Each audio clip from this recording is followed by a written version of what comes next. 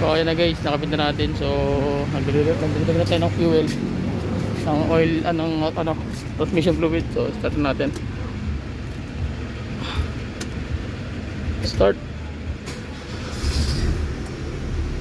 So ayan.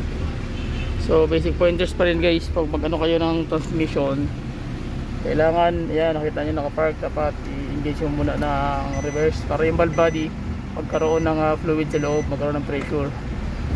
Ayan. Lahat ng ng solenoid mag-activate.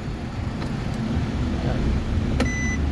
Reverse, park, reverse. So ayan.